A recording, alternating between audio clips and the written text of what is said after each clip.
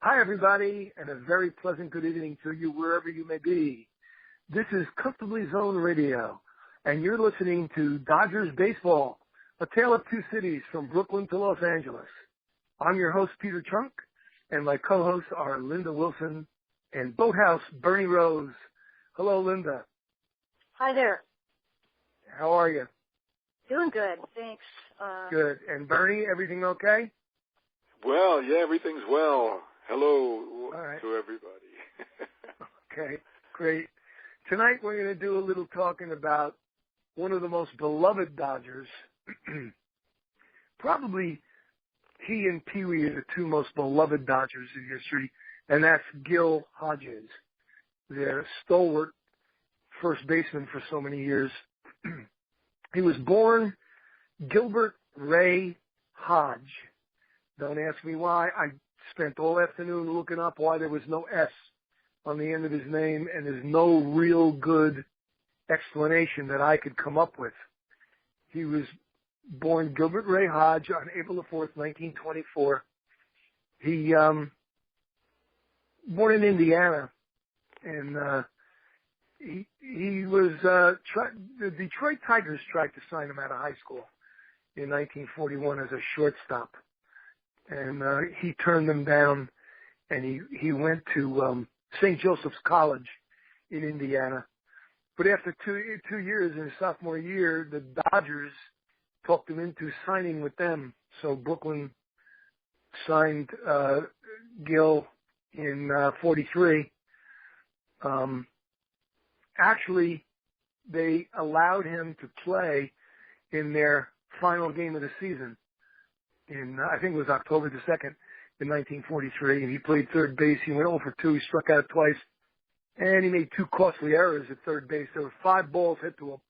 He blew 2 of them, and they were both costly. They lost to Cincinnati.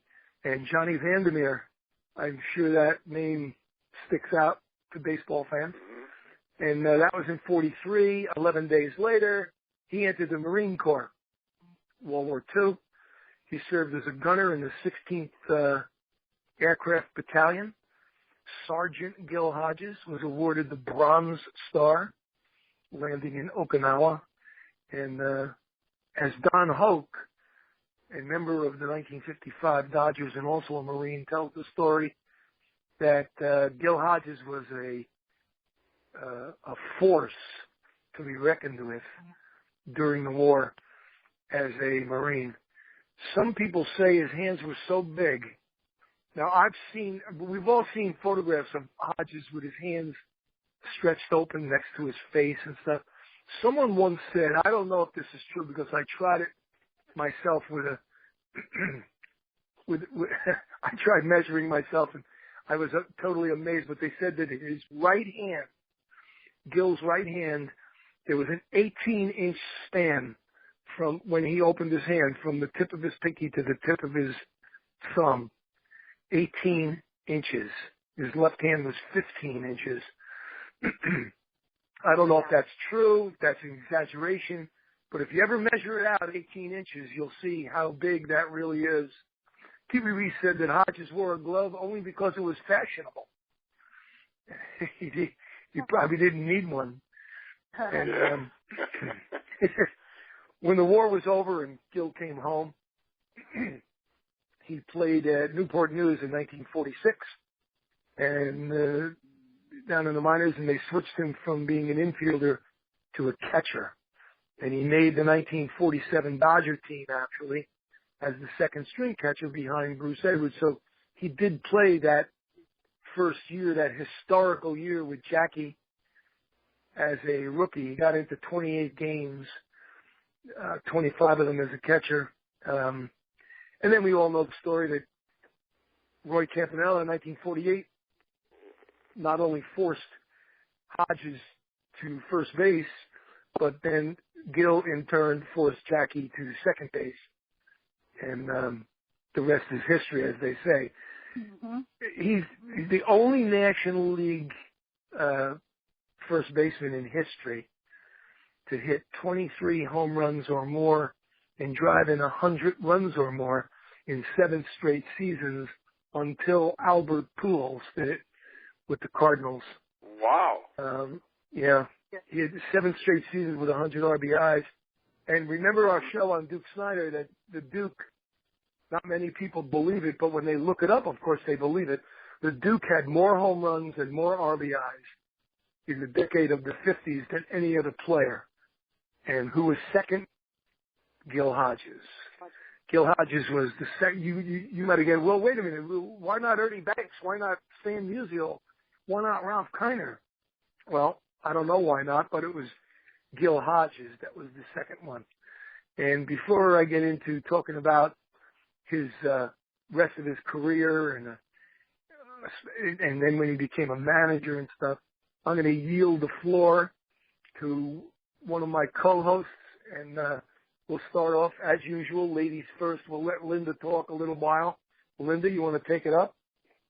Yes, but I can't say much because I never saw Gil Hodges play. All I can say is that I remember when he was managing the Mets. That was from my very early days of following baseball. But I'm anxious to hear what you guys say because I can't share any experiences or memories on that his playing days. Okay. Ernie? Well, yeah. I just want to say that it's shocking, as we all know how well liked he was, and it just went straight through, from Brooklyn to L.A., and then lo and behold, he ends up managing the Mets. And when he came to the Mets, and I can remember this better than obviously his playing days. The town was really in love with him, if you could even say it like that. They were in love with him all over again, Uh-huh.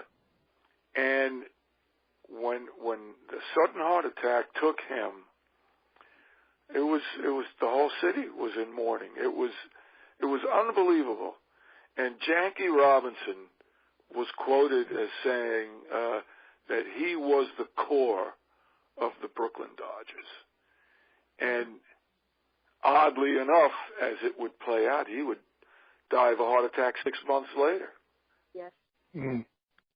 And that's just a crushing blow to the whole Dodgers Nation, if you will. That's the terminology, I guess, used these days. But terrible.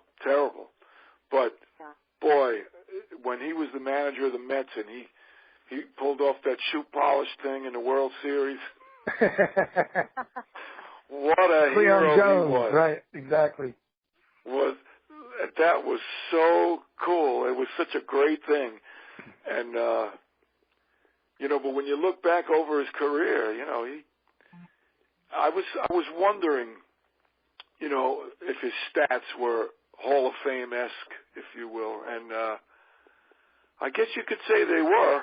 He put up some good numbers.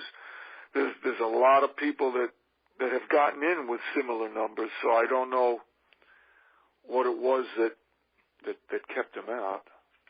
Well, we can discuss that if you would like to stop right there, and then we could come back to you. Oh, I'm good. Yeah, go ahead. Okay, the first thing that you mentioned was the shoe polish thing in the World Series 1969. Some of our listeners might not remember that. In one of the games, Cleon Jones, the left fielder for the Mets, claimed to be hit by the pitch. And the home plate umpire said, no, you stay right here. You weren't hit. And Gil Hodges, the manager, took the ball up to the home plate umpire and showed him the shoe polish where the ball had hit off of Cleon's foot and proved to the home plate umpire that the ball had actually hit Cleon Jones. And the home plate umpire changed his decision. This is in the World Series. Yeah. Changed his decision and sent Cleon Jones to first base. So that was unheard of. Polish. Yeah. It was totally unheard of. It was like monumental. It was. Okay, at the time. Yes, it was. And then you spoke of Hodges' untimely death. I just wanted to throw this in there that I attended his funeral. with a friend of mine. We drove into Brooklyn for his funeral, and we saw all of those ball players at the funeral and everything. It was actually surreal. And then the way that Gil managed the Washington Senators before he managed the Mets. He succeeded. Right. Gil did. Gil succeeded Ted Williams as the Senators manager.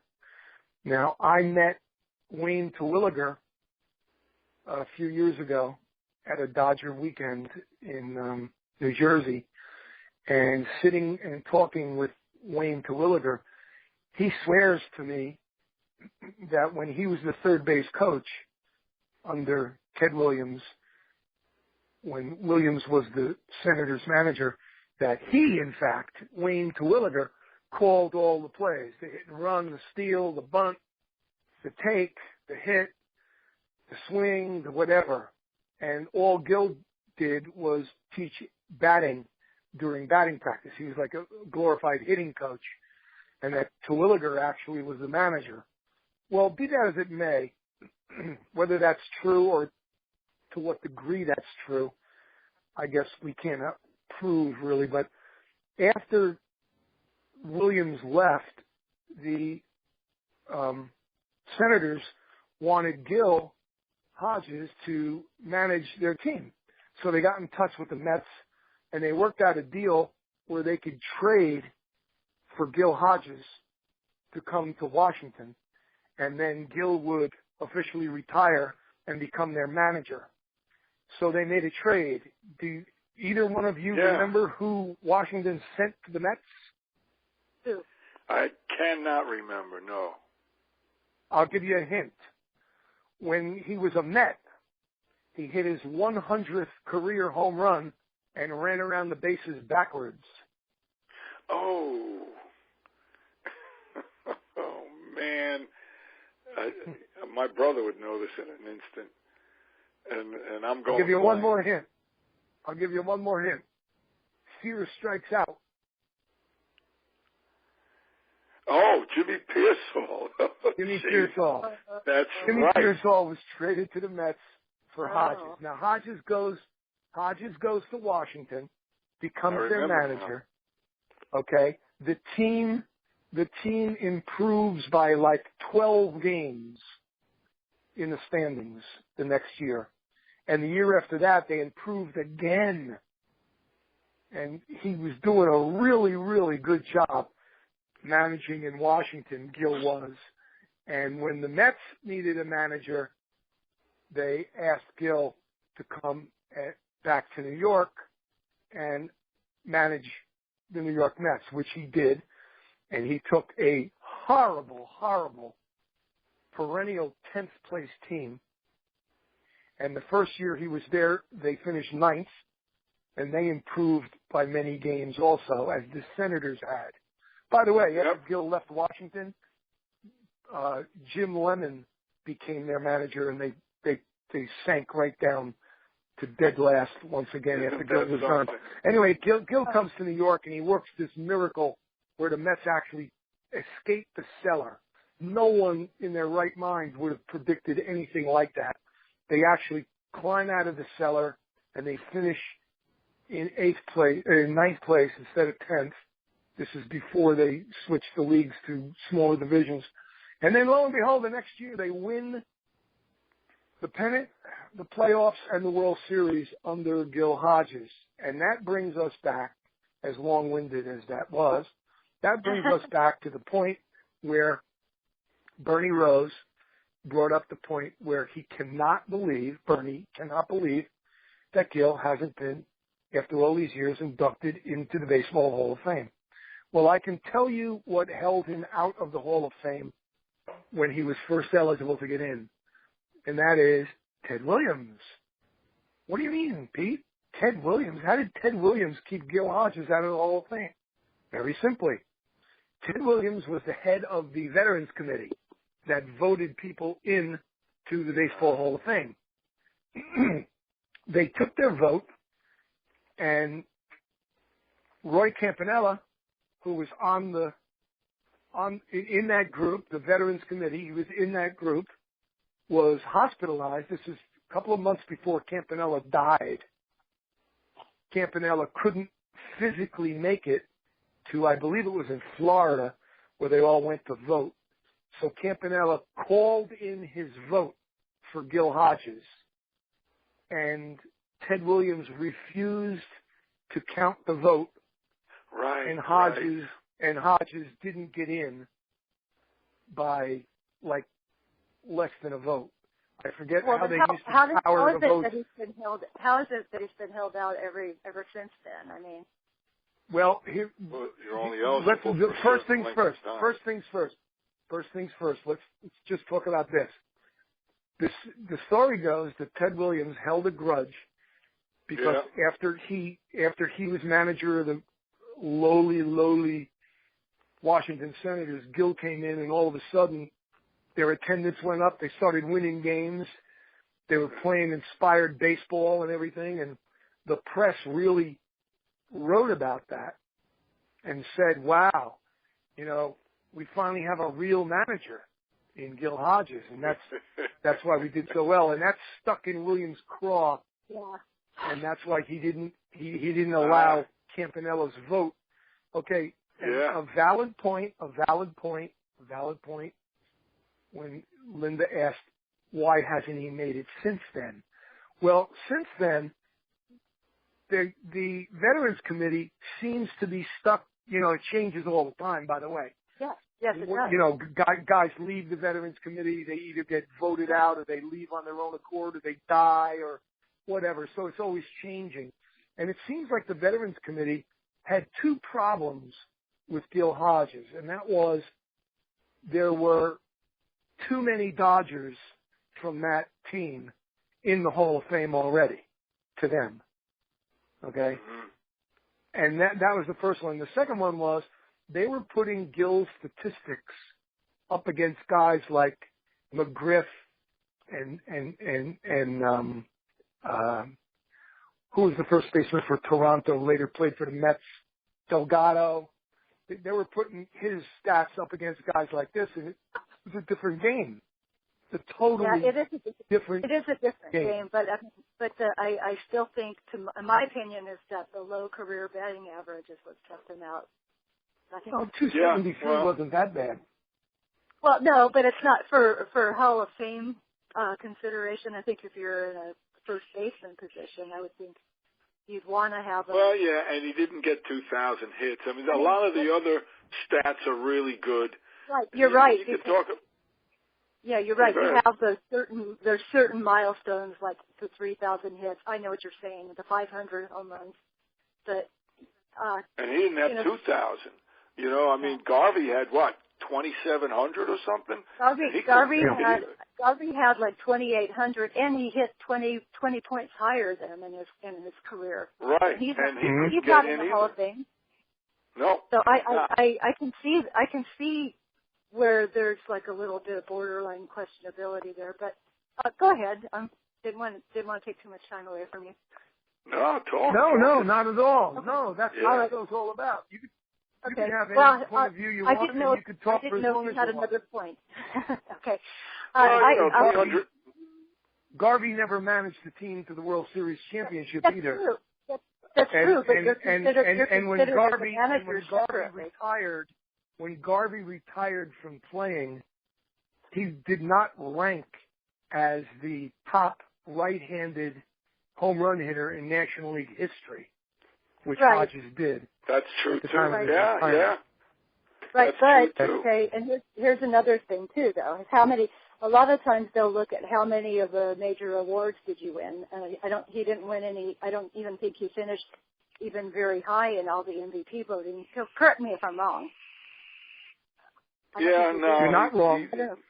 Garvey was an MVP. Yes, he was. You're not wrong. All-Star MVP, twice? Look at the teams that Gil played with, though. Gil played on teams with Duke Snider and Jackie Robinson and Roy Campanella, and he played with major stars. Well, go ahead. when you brought up the part about managing, the managers are, it's considered separate from the playing days when you're. Yeah, you can't combine them. You either get in as a player or a manager. It's not combined. It really shouldn't have anything to do with Garvey not ever having managed. But I'm not arguing for, just to make it very clear, I'm not arguing for or against either one of them in the Hall of Fame. I'm just saying that if you want to compare two Dodger first basemen, neither one of them are in, and one has better stats in some areas and one has better stats in the others, but neither one of them are in. I'm just saying that. Peter brought up some good stats. I mean, in that one decade, how many RBIs did he have? How many times was he? I mean, and as a right-handed hitter, and he had how many? It's 7 years in a row. He was seven straight years of over 100 RBIs. Right. You know, I mean, Ralph Kiner, if you look at his whole career, you know, I don't know, but he led the league in home runs, 7 straight years, and he makes the Hall of Fame. Something like that, yeah, I know. But really, what else did he do? I know. Maybe he could have made it as a marble-mouthed announcer for the Mets, but, you know, and I'm not trying to belittle him. I love those guys, you know, but I'm not so sure he should have. But so you could draw the line. So it's just too bad because he was a beloved player and manager, and more than maybe all of them from the Dodgers, the Brooklyn Dodgers, certainly. He was beloved, I'll tell you that. He never got booed. He was the only Dodger who never got booed at Ebbets Field. That's right. Even though he went 0 for 21 exactly. in the 1952 World Series, and a priest actually told people, I have his name written down here, a priest actually told his congregation to go home and pray for Duke Snider. Yeah, he slumped at the end of the season. He slumped. He didn't get a hit in the World Series. Beginning of the next season, and he slumped at the beginning of the season. He couldn't get a hit, and people were writing him letters, you know, of encouragement. He wound up at 301 that year, by the way. When he started 53 in the same slump, he was miserable. Yeah. He finished the year at 301. It was Father Herbert Redmond of St. Francis Roman Catholic Church stood in a Brooklyn pulpit and said, "It's too hot for a sermon today. Just go home and say a prayer for Gil Hodges." Yeah, and that's the name of a book which I really enjoyed reading a few years ago. Oh, absolutely. For Gil Hodges? Yeah. Yeah, very good book. Yeah. I do want to ask a question though, because I think I might have asked. I know I've asked other people this before, but the story about Ted Williams, I've never been able to have anybody substantiate. I mean, everybody told me they've heard the story, but I've never been able to verify it anywhere. Does anybody have any source for that? Evidence. I've read in a number of places. That's all I can tell you. I really. Yeah, I that's just I the internet. haven't looked that up in 10 years. When I first heard the rumor about that, I looked it up like about 10 years ago. And, Ted Williams battled his whole career with the press, you know? Yes, so he did. He did. He should have not been surprised, you know, that's how it would go. But, you know, what are you going to do? He should have won the MVP in 1941. He hit 406. Yeah. I mean, I don't know what the rest of his numbers were, but somebody had a 56. He won the Triple Crown and he didn't win. Yeah, isn't that ridiculous? Williams won the Triple Crown and he didn't win the MVP. Yeah, give me a break. That's ridiculous. It is ridiculous. That's why I really don't know why they let the writers do that anyway. It just seems they only, you know when they started Gold Glove. I couldn't tell you. 50s. Even after Gold Glove, you know when they started that? It was in the 50s. I'm pretty sure, right? Yeah, they started it in 57. Okay. Gil won it in 57, 58, and 59 at age 33, 34, and 35. He won the first three. He was a splendid first baseman. He was excellent at first base. He really was. He was really something. Hodges have had some good first basemen with the glove. Wes Parker. Yeah. Yeah. Right. He won a few. Garvey won a few. True. Yeah. Garvey couldn't throw, though. But you don't have to throw when you're a first baseman. Well, you know. Adrian Gonzo's not Gonzalez. bad either, but I don't know if he's won one. But he made a great Adrian play in that. Who are you talking about? Gonzo. He made a great play the other night. Adrian has one. Yeah. He has. Adrian has one Gold Glove. Yeah. Gonzo won a Gold Glove? Yeah, at least one, and I'm not with the Dodgers, I don't think, but he's. Well, I know he won. His first one came with the Padres, and I'm not sure if I'm not sure if he's won one with the Dodgers. I've got to think about that, but I'm not sure. But he certainly has made a lot of Gold Glove plays for the Dodgers. Oh, absolutely. Yeah. Well, and so Hodges, when they won the series in '59, he had played in 5 series, all against the Yankees. So that was the first one that they didn't play the Yankees. Right. Yeah. Right. And Hodges had a good series against the White Sox. Yeah, he did. So we don't want to dwell on the 52 one. Hodges also scored the winning run in the playoffs against Milwaukee before that World Series. Right. There you go. All right. Yeah. He had 273 lifetime. And he went 0 for 21 in the 52 series. I'm thinking, just trying to divorce myself from being a gigantic Brooklyn Dodger fan and just trying to concentrate on baseball, pure baseball. I would say that his 273 lifetime and his 0 for 21 in the 52 series hurt and continue to hurt his chances of induction into the Hall of Fame. Other than that, I can see no reason whatsoever. And Ted Williams, listen, I watched Ted Williams. I'm old enough to have watched Ted Williams both on television, and I went to a Red Sox game both in Boston and a Red Sox game at Yankee Stadium while he was playing for them. The finest hitter I ever saw. Of course, I never saw Babe Ruth, but he was the greatest. Remember the years, helped, of course, by steroids, but remember the couple of seasons that Barry Bonds had where not only wouldn't he strike out, you couldn't even get him to swing and miss once. Yeah. Every time Barry Bonds swung the bat, he hit a line drive, usually over the wall. But if it didn't go over the wall, it ripped somebody's glove off and stuff. That's the way Ted Williams hit for like 20 seasons. Okay, he was just incredible. And I'm not taking anything away from him. The press treated him very, very poorly. They mocked his mother. They mocked him. They just never. And I'm not saying anything negative about Ted, because Ted used to run the Jimmy Fund up in Boston, raising money for kids with cancer, and he would call his old teammates, that were down on their luck and they had no money whatsoever, and he said, "Listen, send me a damn check for $10, but send me a damn check."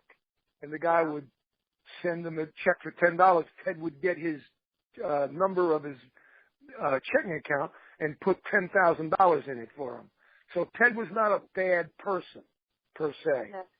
But if it's true, and there's no reason why people would make this story up, that he didn't count Campanella's vote because Campanella couldn't make it there. He was in the hospital. For lack of a better way to put it, he was dying, for God's sakes. Right. Campanella. And he wouldn't count that vote that would have put Hodges in. And it just so happens that Hodges was praised to the high heavens after Williams left as a manager in Washington. It just stinks to me. It smells. And then one other question too. Another thing that I've heard over the years is that he didn't make that rule, that there was a Veterans Committee rule that you cannot vote unless you're in person. I don't know if that's true or not. I haven't been able to substantiate that either. But you can make an argument for or against that, either depending on what's really true and what's really happened. So I don't. Yeah, I'm the kind of person that I need the proof before I make a judgment on something.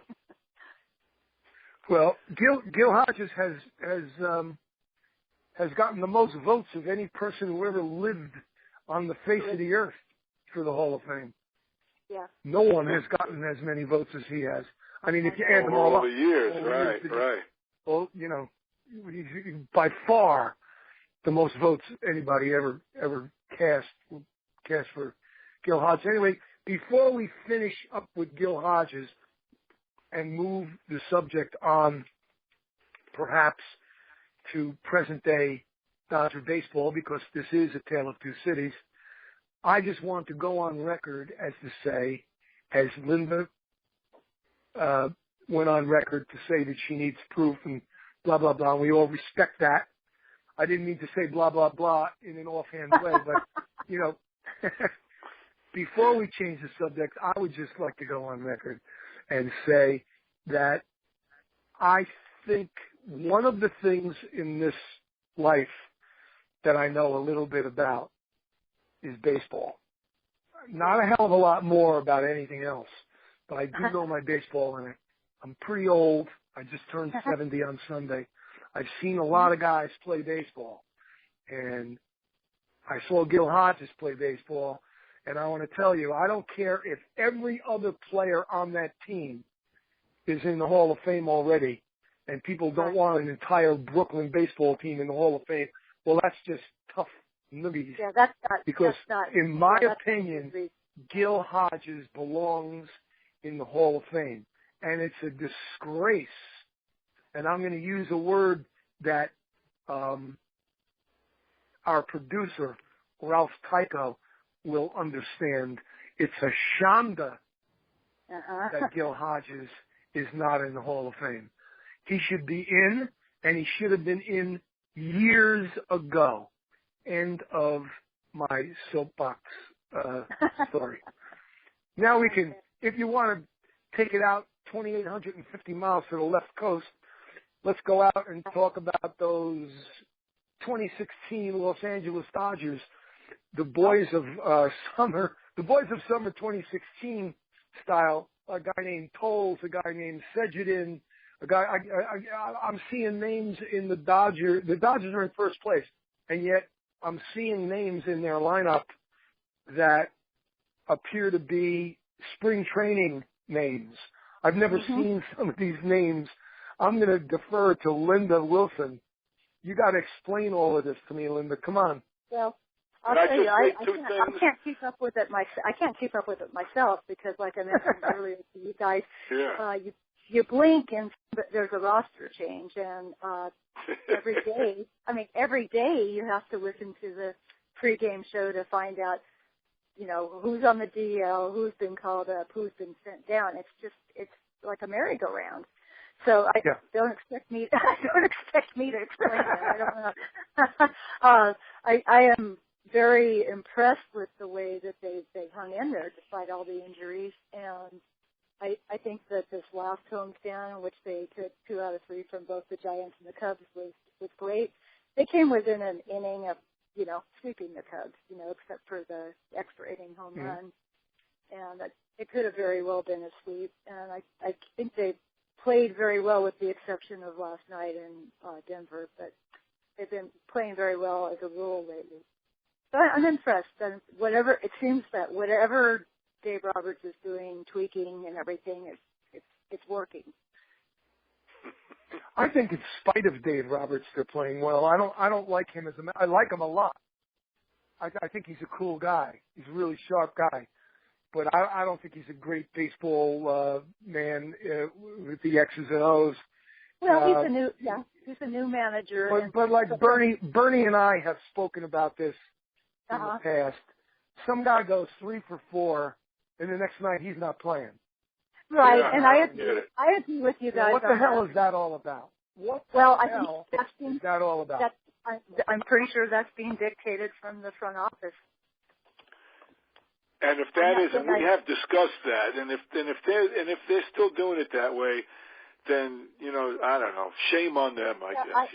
I'm not defending it in any way. I'm just saying that's what I believe is happening. You know what, Linda? I happen to agree with you, and I'll tell you right up front why I agree with you. Here's why I agree with you. Joe Madden when Mattingly was let go and he could go to Miami to become manager, and the L.A. Dodgers were manager-less for a period of time. It wasn't one day. It wasn't 2 days. It was a period of time. I'm going to say between 10 and 21 days, the Dodgers had no manager, and Madden was available, and the Dodgers didn't go after him, and the Cubs got Madden. I said to myself, wow, that doesn't make any sense at all. That makes no sense. And now that you say the front office called the shots, well, Joe Madden never would let the front office call the shots. Exactly. So perhaps that's not why. That's what we talked about. That's probably why the Dodgers didn't go after him. Yeah, you're right. And it's what we talked about with Mattingly. You know, they meddled with him all those last few years, and they're doing it with. I have to agree with both of you.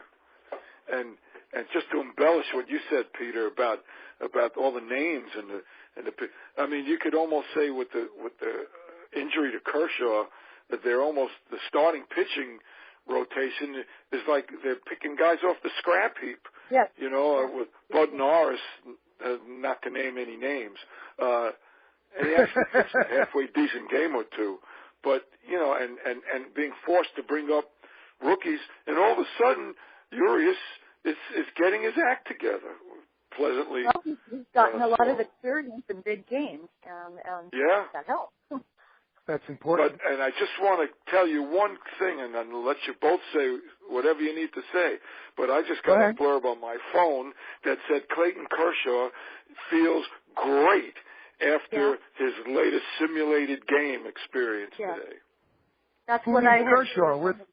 Who needs Kershaw? They're 31-21 without him. Who needs Kershaw? There you go. Kershaw Smershaw. You know, he's a bum. You know what I'm hoping? This is what I'm hoping for. I'm hoping for McCarthy and Kershaw to come back as strong as a bull, because they were resting for all those weeks and weeks and weeks and weeks to come back, not with a dead arm of a September pitcher, but with a live arm of a professional pitcher who has just been resting, and his arm is in tip-top 100% shape. That would be wonderful. You know, the Dodgers, at last count, they had 14 different starting pitchers. Yes. Which is a record this year. No other team in baseball had 14 different guys start. They might have had 15, I don't know. But I know it's at least 14. Yes. Oh, yeah. They also had DL. They also had 27 guys on the DL, which tied the record. Somebody might have gone on the DL in the last 48 hours, and then they break the record. But it's amazing that they're in first place. Absolutely amazing. It is. The Giants, you know, playing horrible since the All-Star break hasn't hurt. But they got hot, you know, Seager, Turner, Gonzalez, and then all of a sudden Kendrick and Grandal, they all got hot. Even Pearson for a little while. I mean, Turner. And they helped out a lot to this starting staff that really needed the help, because they can't get out of the fourth or fifth inning half the time. Exactly. Let alone the first or second. True. When I changed the channel, is when he brings in Pedro Baez. I changed the channel. Come back in 10 minutes. I can't stand watching it. I mean, I feel the same way. I wish the guy all the greatest luck in the world, but it just seems to me he comes in, he throws his first pitch at 99 miles an hour. People are looking at each other like, holy crap, 99 miles an hour. This guy's unbelievable. Then he gives up like a double, a triple, and a home run. I can't stand watching it. I just can't do it. It's tough. It's tough. You know, except from the middle of July through about the middle of August, he didn't give up a run. It was like 30 days or something. But then he went right back to his old tricks, coming in, giving up home runs. I mean, He's very tough hard to watch. He kills him. I cringe. I cringe when he comes in and his guy's on base. If there's nobody on, I'm okay with it if there's like a 3-run lead. But if there's a 1-run lead, I cringe. Or this when he comes in, I spoke with Linda about this some time back. There are many times when I'm watching the Dodgers now, not the Brooklyn Dodgers, the LA Dodgers now, presently, this summer. I'm watching, and they're ahead by a run, and it feels in my baseball heart, it feels like they're already down a run. I already know there's no way they're going to be up a run in about 7 minutes, you know. And sure enough, the other guys tie it up, and then they still don't get the third out of the inning. They let another run come in, and then they get the third out, and the Dodgers are down by a run. And my heart yet somehow the other part of my heart and says, "See, I told you." I know. They were winning. They were really losing. Oh yeah. Yet, well, the first 2 months of the season, the bullpen they're still was in horrible. first place. I know. Not their year. Right. Not their year. Right. That's our secret. That's our secret. We still have to keep saying that. It's right. not their year. It's not their year. Now, maybe if I say Pedro Diaz sucks enough, maybe he'll pitch lights out for the rest of the season. What do you think? I like the idea. Well, maybe we ought to. Yeah, Pedro Diaz sucks. He can't get anybody out. He sucks. All right. I hope you heard me, baseball spirits. I hope you heard me. There you go. Big Dodger in the sky. All right. You want to talk about somebody else? You want to talk about? Let's talk about Adrian Gonzalez. How much more does he have left in the tank? Yeah, Linda? that's a good question. That's a good question, and he, we've seen it the first half of this year. He's just had a really down power year. He started to turn it on a little in the last few weeks, but I don't know how. I don't know. I'm stuck on that one. What is he? 34. He is, yes, right, 34. Well, it's a good question then. But the last 4 weeks, he has turned it back on. Yes, he sure has. And, he's still short of 20. What has he got, about 17 homers? I think so. A little light for him, but if he could end up with 25 and keep doing what he's doing and being clutch, then maybe he does have 25. That's asking I really a lot, don't think he'll end up with 25. No, again, probably I'm not. saying that it's not his year to hit 25. Doesn't look like it. No, it doesn't look like it. No, his power numbers are down. Yeah. And I don't know what they're going to do because they got Bellinger, but I don't know if he's going to be ready next year. Yeah. Well, you know what? I was thinking about that the other day. I'm thinking to myself, suppose all of a sudden, like a water faucet, it just turns off for guys like Kendrick and Utley and Gonzalez and Turner. Suppose it just turns off like a water faucet. What the hell do they do then? It's a good question. and another question we've been watching baseball for a long time, and that does happen. Yes, sure it does. All of a sudden, the guy just can't get out of his own way. He can't do anything right. Turner's 31, 32. He's still, and now people can see what he can do. Why are they not signing him? Why are they not signing Jansen? These guys are free agents. If you take Turner and Jansen off this team, where are they? Well, I'm not even going to comment on that because I don't know what's going on behind the scenes. We're speculating. It's crazy that they didn't sign Jansen, but I think there's 2 reasons for it. The first reason they're not signing Jansen is because they think, I have no way of knowing this. I'm just talking off the top of my head. Right. I think that they're in with Chapman as a free agent. They're going to go heavily after Chapman in the wintertime. They had him. They could have had him for this year. And he just beat us the other day on Saturday. But they actually did have him. And then they sent him back because of the domestic violence thing. They exactly. Had him. But he's unhittable. No, Look at him. Now they say to themselves, oh, damn, we made a big mistake because the shit didn't hit the fan like we thought it was going to hit the fan, about people up in arms against them and stuff.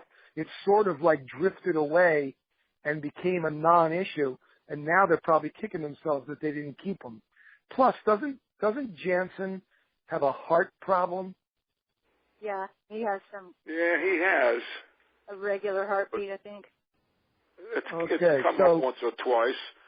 So but since also, I don't know anything, since I know nothing at all, 100% speculation, I think that they're afraid of that heart situation, and they're confident that they can corral Chapman in the wintertime.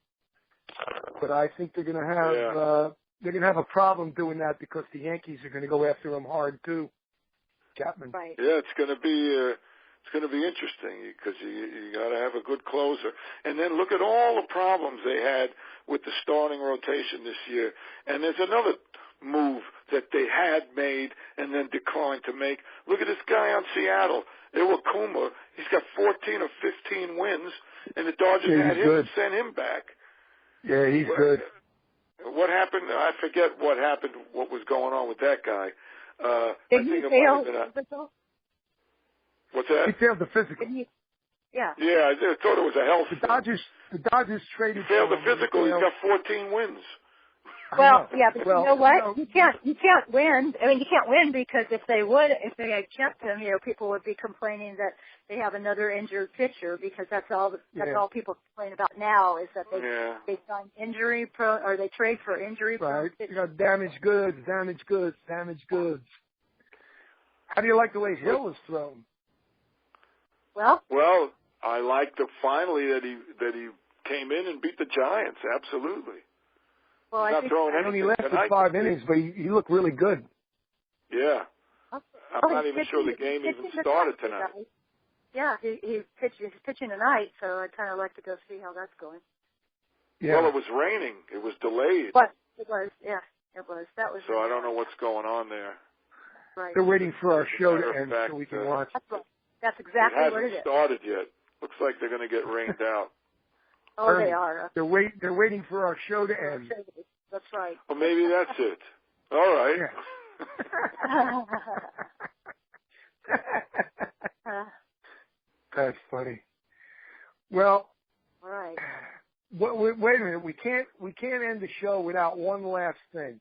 I have to get both of you. I'm interested in how both of you feel about the trade of the second string catchers. Ruiz coming to L.A. and A.J. Ellis going to Philly. I need your feedback on that one. Well, go ahead, Linda. They picked up what they wanted was somebody with veteran leadership who knows how to win in the postseason, and clearly they got that in Ruiz, and he's hitting a lot higher than AJ was. Not to say that fans didn't all like AJ because he was Clayton's preferred catcher, but it just came down to what do you do if you need that bat, and if Grandal is starting and you need a bat off the bench, it can't be Ellis. So the power numbers and the average numbers against lefties was like night and day. Right, exactly. And AJ's contract is up. They weren't going to re-sign him, apparently. Right. And the other guy's got another year, and for what, $4.5 million? And if they don't want him, they can buy out for $500,000. So really, it's a good deal, I guess. Yeah. Except his first and only game so far was not very good. Yeah, I'm not against the trade. A lot of people have complained about it as usual because that's the nature of people to complain. And I'm okay. I'd like to see what he can do before I make any judgment on that. Yeah, the I'll tell you one about thing. It is, go ahead. I'll tell you one thing about Ruiz. He certainly got his baptism of fire when they brought in Kenley Jensen, and he couldn't catch him. Yeah. Right. Well, he could not catch him. He had just barely gotten to L.A. except a couple of hours earlier. I just don't think he was I don't think they've had that much time. But then, as you saw over the weekend, he made an extra effort to catch the bullpen and get to know them. He really looked horrible in that first game. And when Jansen came in, he looked like he was crossed up, but he wasn't crossed up. Jansen throws one pitch like Mariano Rivera. He throws one damn pitch. He couldn't catch the ball. Here's a 15-year veteran. He couldn't catch the ball in the major league level. That to me, I was throwing stuff around the room and everything. That was literally I was stuff listening to me. I was at that game, guys. Okay, I was at that. I know. Right. And I was. So what do you know? You were at the game. You couldn't see me. Tell us. You had to watch it on TV to see how we missed it. And I'll tell you, I was not happy with, obviously, and I could have gone home seeing a win, but it just didn't happen. I was driving home from, I guess, my gig, listening on Sirius Radio, and they were saying that Jansen, he kept stepping off and looking back at the runner. He was all obsessed with the runner, and just kept stepping off. And he was. And then the pass ball or wild pitch or whatever you want to call it, and then I tell you one thing. I've seen the replay a number of times on the one where the run scored. You got to catch that ball. I mean, come on. Absolutely. It was right in his glove. And you probably should have stopped the one before that. They kept him at second base, and they should have swept the Cubs if you look at it that way. But what are you going to do? It's one game, and things happen. In the scheme of things, maybe he'll help. But it's a shame. Yeah, and like I said, he was well liked. I don't know that he was, I don't know how well rested he was. He just got off the plane a few hours earlier. I know that he made an extra effort over the weekend to get to know the bullpen and catch them, and that's something that impressed me. Was he wanted to go the extra mile because he felt bad about the night before, the Friday night game. Right, I'm sure he did. I'm sure he did, because too. they only got a game and a half lead. If they get rained out tonight and the Giants win, it's only a game. So you got to keep winning. Yeah. The baseball gods hear us every time. It seems like they do anyway when we said not their year. 5 minutes ago I said Pedro Baez sucks. Hopefully they'll take Pedro Baez sucks and turn that around. And let me just say before we end the show that Chooch Ruiz sucks. So maybe they'll look down on him and all of a sudden he'll become Bill Dickey. Who knows? But we can just keep our fingers crossed. I want to thank both of you once again for a great effort and a wonderful time spent with you. And we'll do it again next week, okay? Thank you. Belated happy birthday. Oh, thank you. And it's always a pleasure. Yes, it is. Okay. Good night, folks. All right. Good night. Bye-bye. Take care.